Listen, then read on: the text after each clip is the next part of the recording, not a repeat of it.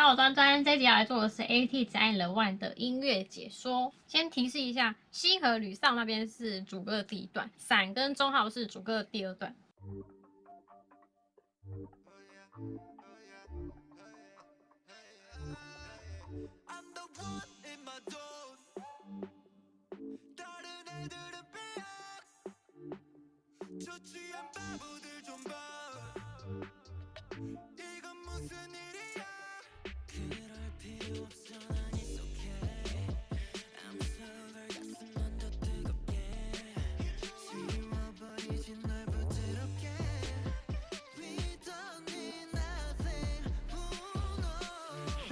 大家都听得出来，是很明确的分成两段嘛。但是背景音乐有什么差别呢？背景音乐差别在于第二段伞跟中号的时候加入了很低的低音，嘣嘣嘣嘣。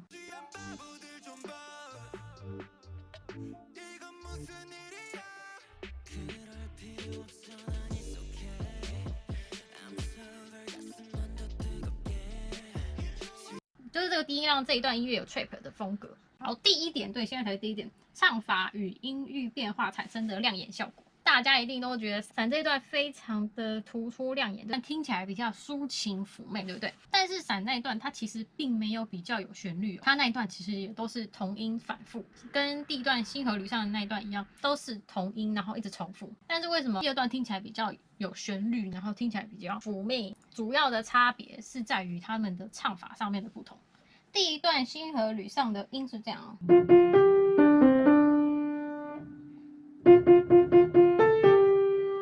它的重复音都是发，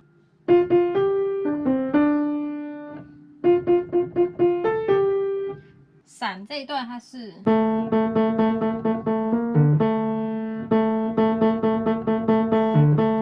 所以它重复的次数还比第一段来的多，所以就知道唱法上面不同会影响这么大。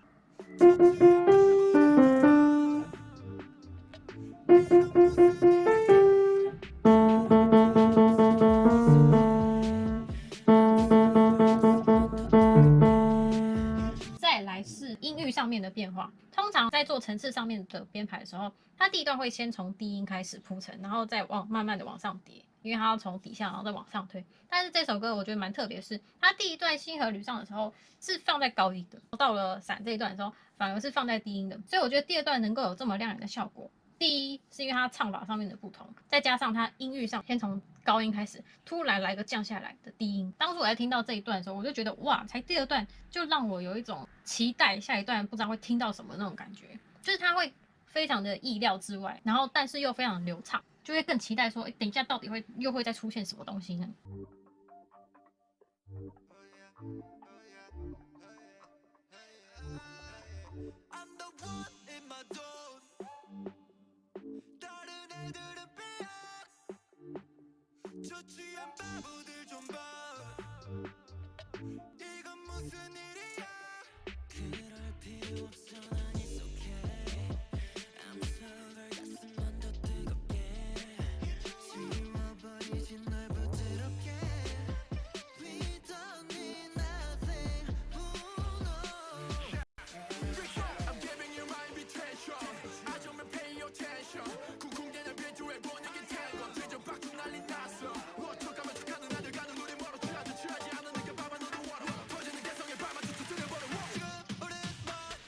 敏琪他唱的节奏从宽的节奏，然后再慢慢把节奏唱的紧凑，这个是很常见的铺陈方式。但是呢，等一下在红中那段就不一样了。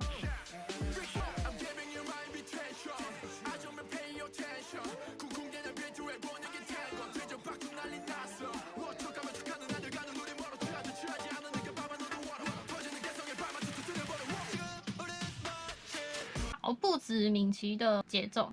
它背景音乐也是从宽到紧，总共做了3个层次，然后每个层次都是从上个节奏再 double。等一下可以听一下这个鼓声，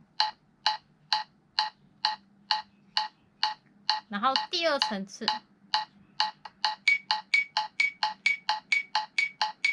第3层次。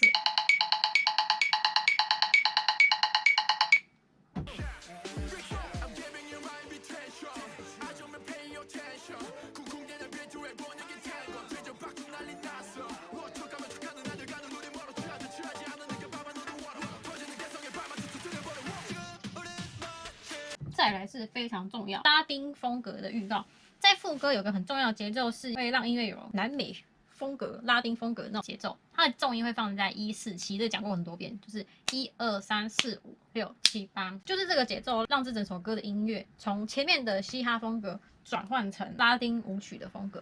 然后这个节奏其实在过门的第2层次的时候就放进来了。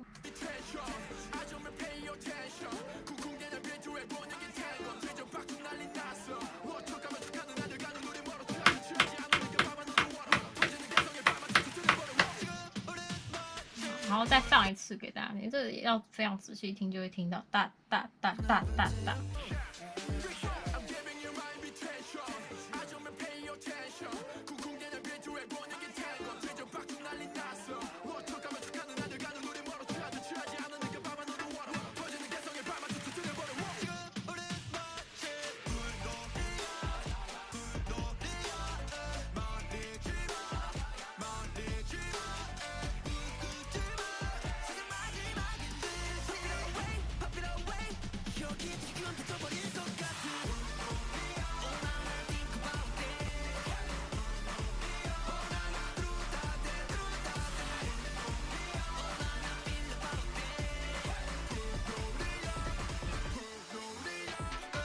这非常明显是2个层次的副歌。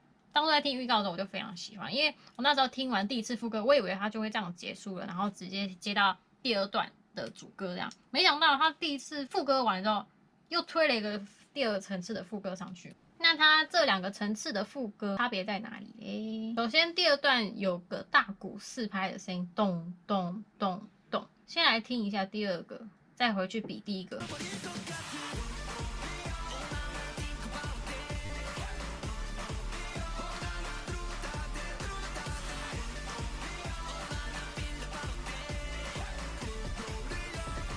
好，回来听第1次。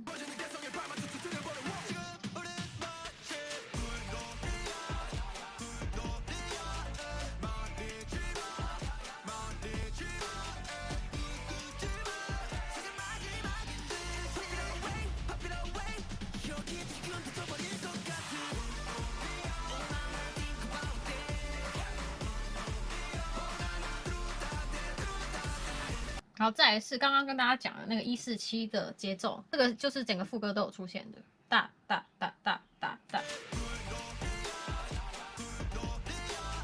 哒哒哒哒哒哒哒哒哒哒哒哒。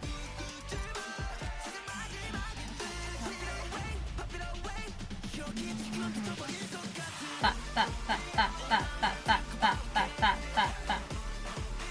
好，甚至他们唱的副歌就是这个节奏，哒哒哒哒，哒哒哒哒哒噔噔噔噔，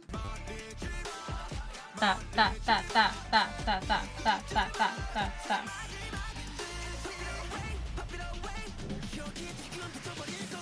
哒哒哒哒哒哒哒哒哒哒哒哒哒哒哒。第一段有个很有趣，就是那个呀呀呀，还有那个枪声，对不对？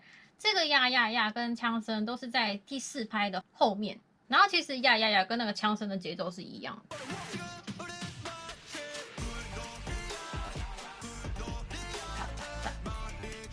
呀呀，然后这个呀呀呀哒哒哒，在第2段的时候不见了。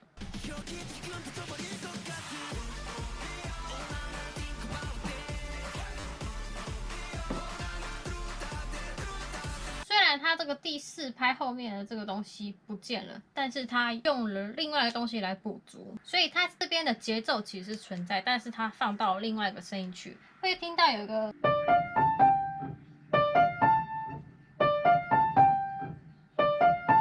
这个东西就是来补足前面第1段的枪声跟呼应声，因为它放的位置跟节奏其实是一模一样的。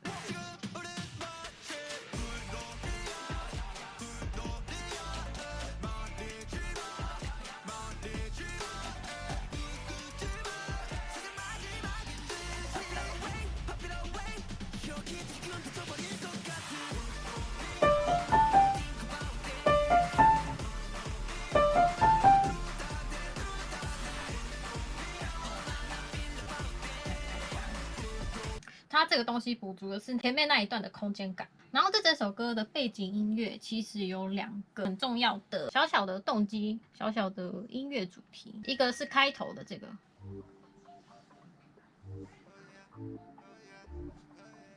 第一个是这个，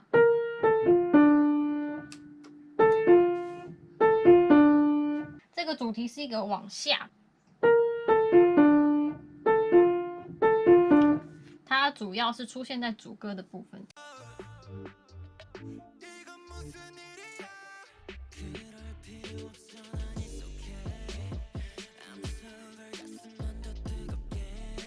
第2个主题就是副歌的。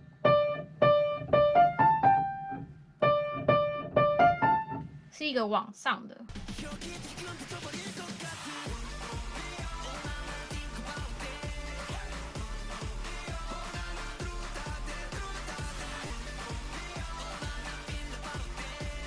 这个第2个主题在敏奇那边过门也有出现。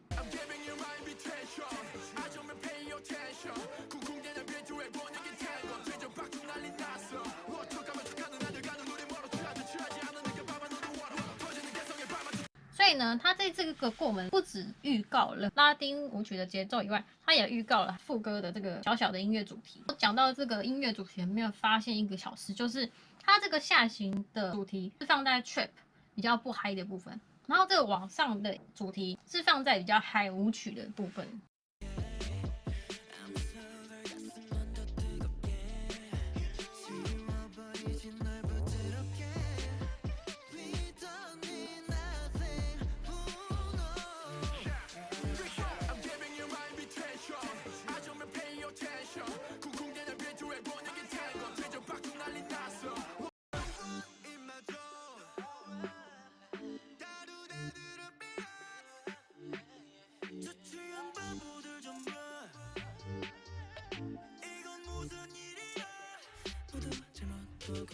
弱号跟闪这段听起来跟开头一样，对不对？它其实这一段呢，比起开头，它小鼓声音放的比较大声。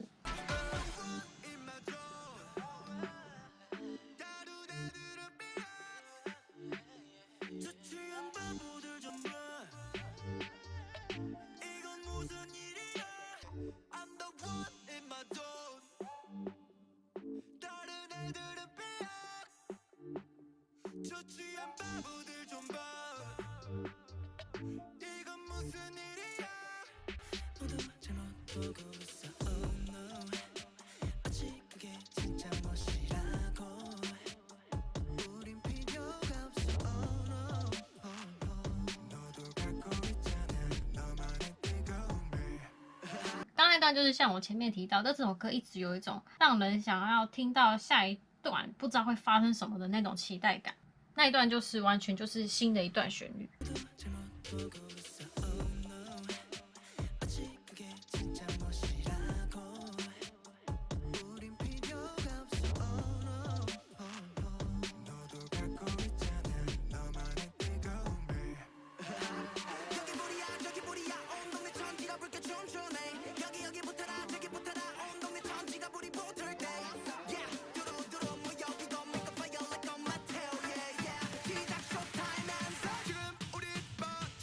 像前面讲到，敏奇他是从少的节奏再推到多的节奏，但是红州呢，它是从多的节奏推到少的节奏。但是多是怎么推到少呢？简单来说，就是音乐里的留白处是有力量的。休止符不是真的休息，休止符跟音符的力量是一样的，所以休息不是真的休息。那当然也是要唱的人有把那个能量持续往上推。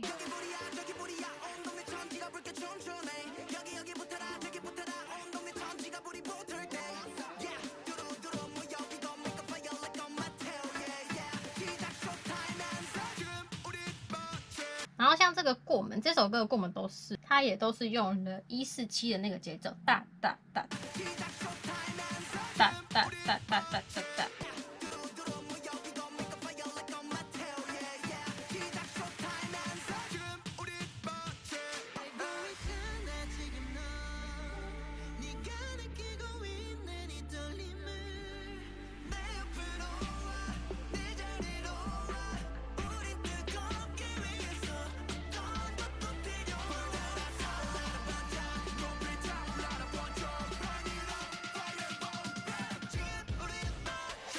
就没什么好说，就是赞叹中号就对了。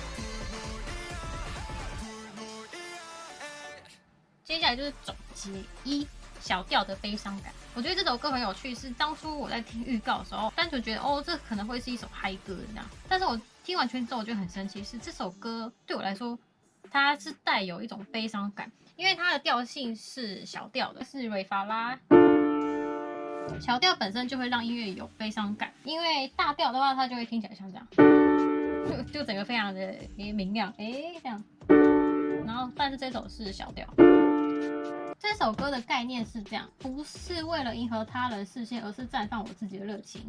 洪忠也有说，这首歌是要传达绽放内在火花的样子。